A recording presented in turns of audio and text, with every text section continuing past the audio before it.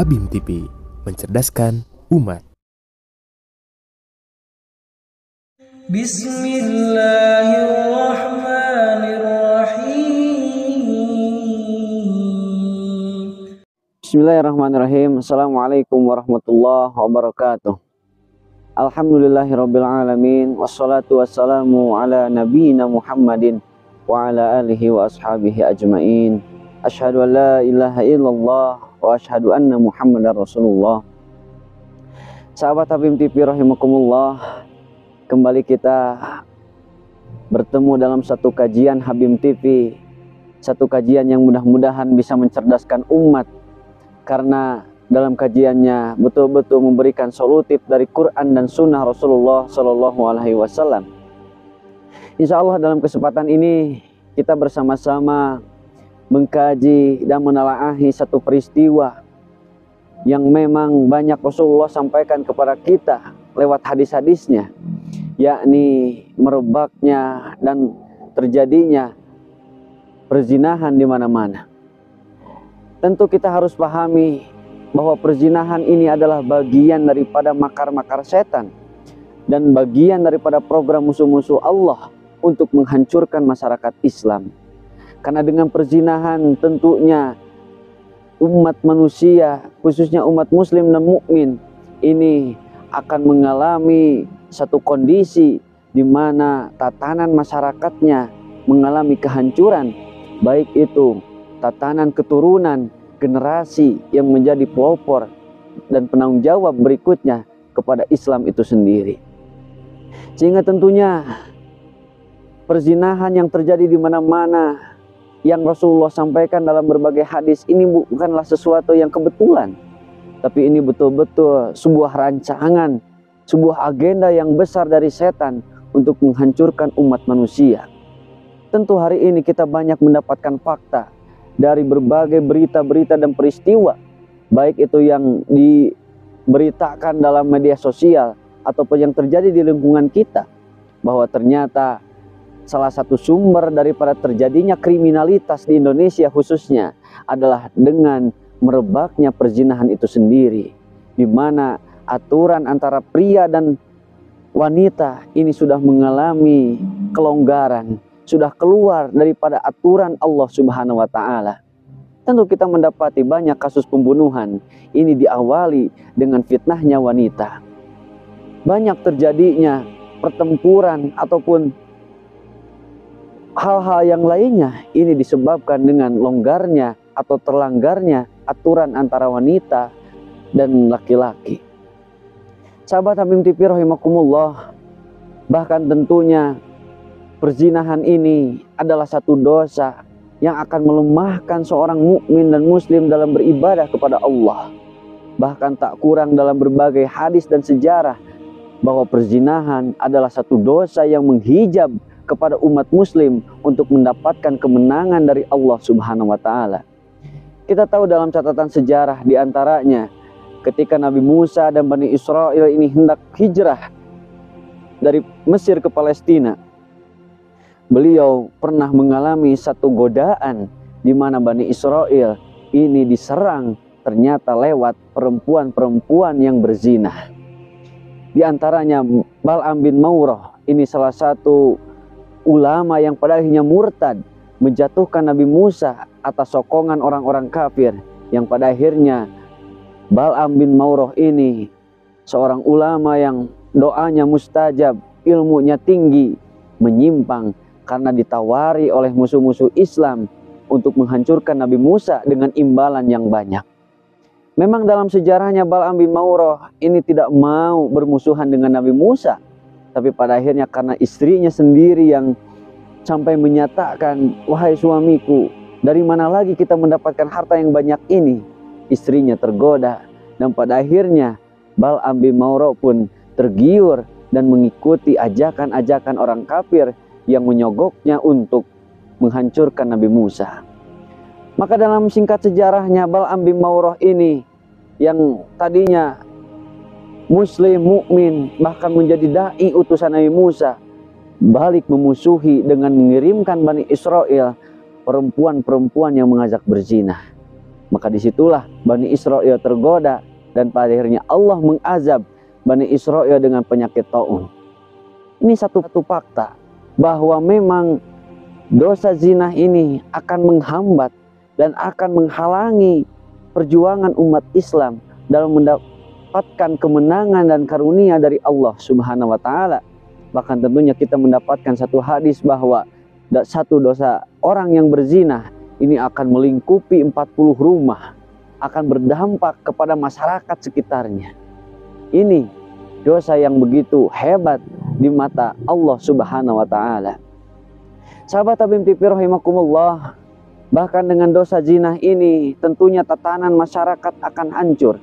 Satu hukum Islam akan berubah, di mana hukum waris, hukum perwalian ini akan kacau, tidak akan jelas ketika memang satu masyarakatnya berbuat perzinahan.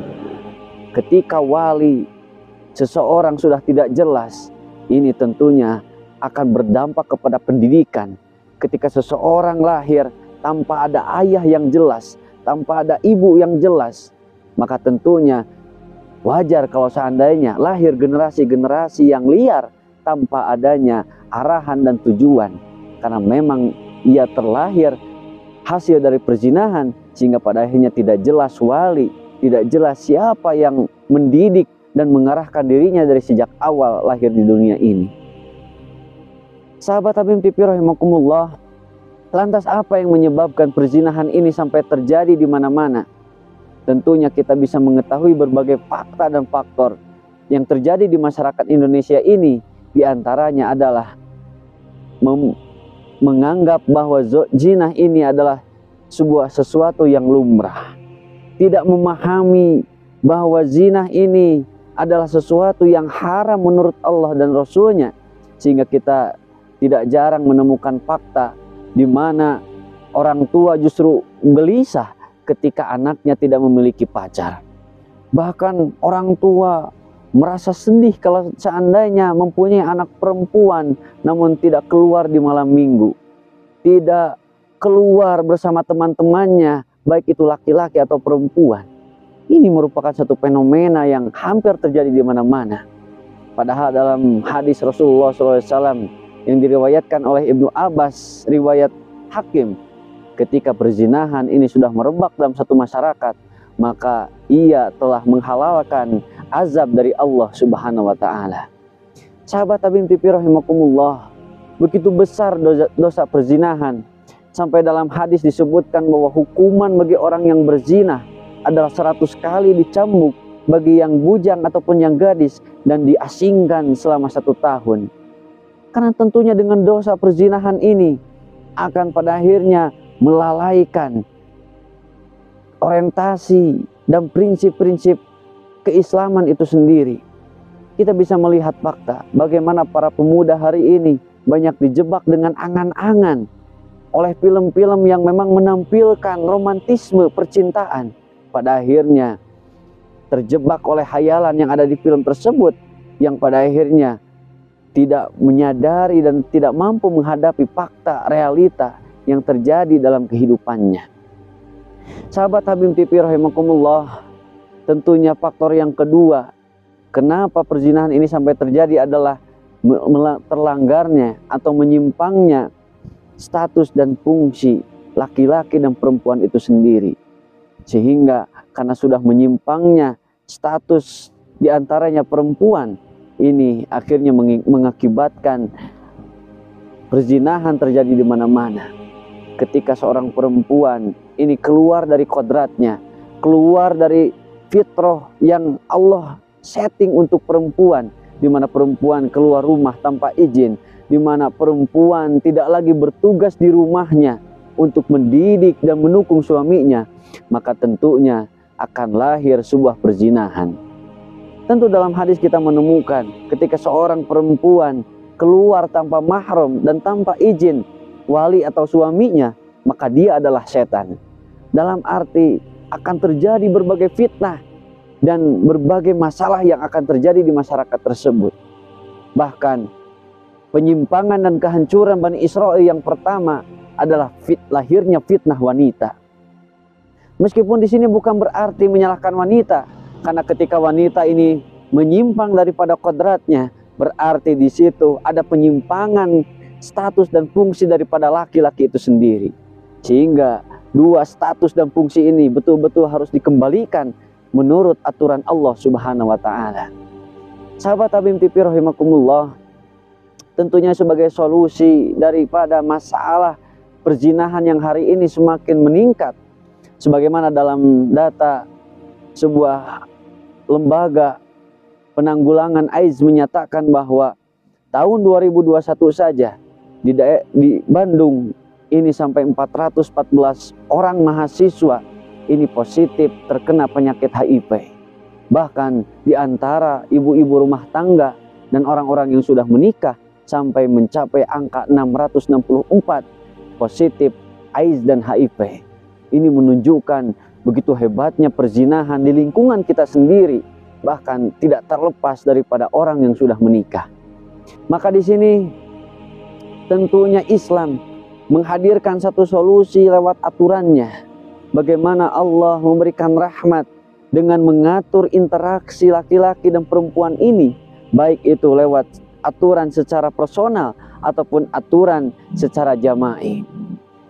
Aturan hijab secara personal, dari sejak awal Allah dan Rasulnya sudah mengingatkan bagi para laki-laki dan perempuan yang mukmin agar senantiasa menundukkan pandangannya, menjaga pandangan, karena tentu dari awal pandangan akan lahir kepada hati, sehingga pada akhirnya akan membuahkan sebuah tindakan yang melahirkan perzinahan itu sendiri.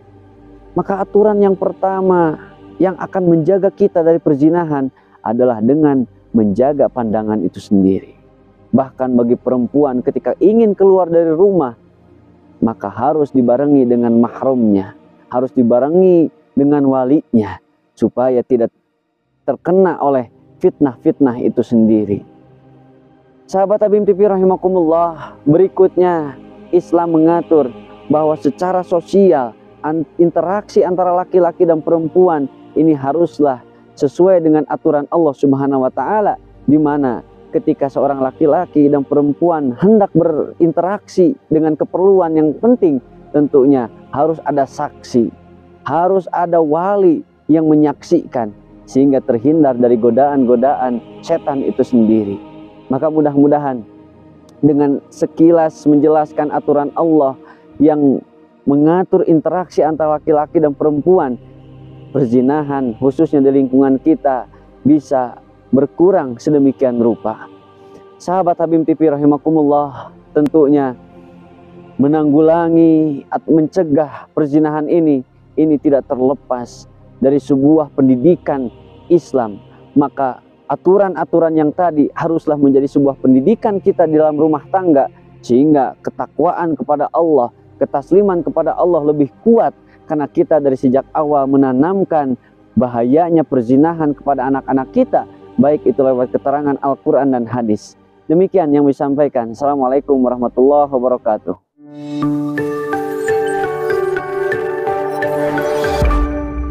Habib TV, mencerdaskan umat.